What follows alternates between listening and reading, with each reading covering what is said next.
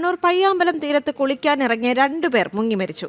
കർണാടക സ്വദേശികളായ 3 പേരാണ് ഇവിടെ തിരയിൽപ്പെട്ടത്. രക്ഷപ്പെടുത്തിയ 2 പേരെ ആശുപത്രിയിൽ എത്തിച്ചെങ്കിലും ജീവൻ നഷ്ടപ്പെടുകയായിരുന്നു. ഒരാൾക്കായി തിരച്ചിൽ തുടരുകയാണ്. മിഥുൻ പിള്ള ചേരുന്നുണ്ട്. കൂടുതൽ വിവരങ്ങളുമായി മിഥുൻ, കണ്ണൂർ ഇപ്പോൾ പയ്യാമ്പലം തീരത്താണ് കുളിക്കാനിറങ്ങിയ 2 പേർ മുങ്ങി മരിച്ചതായുള്ള വിവരങ്ങൾ വരുന്നത്. എന്താണ് ഏറ്റവും പുതിയ അപ്ഡേറ്റ്?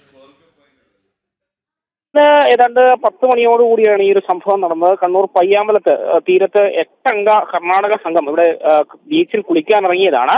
ഇതിൽ 3 പേരാണ് ഈ തിരയിൽപ്പെട്ട് 3 പേർ തിരയിൽപ്പെട്ട് ഉൾക്കടലിലേക്ക് പോവുകയും അതേസമയം ബാക്കിയുള്ളവർ ഓടി കരയ്ക്ക് കയറുകയും ചെയ്തു.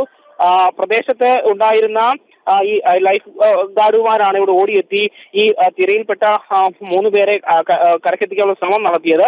2 പേരെ കരക്കെത്തിക്കാൻ വേണ്ടി അവർക്ക് സാധിച്ചു. പക്ഷേ ഒരാൾ ആ സമയത്ത് തന്നെ വീണ്ടും തിരയിൽപ്പെട്ട് പോവുകയായിരുന്നു. 2 പേർ മരണപ്പെട്ടതായി ഇപ്പോൾ സ്ഥിരീകരിക്കുന്നുണ്ട്.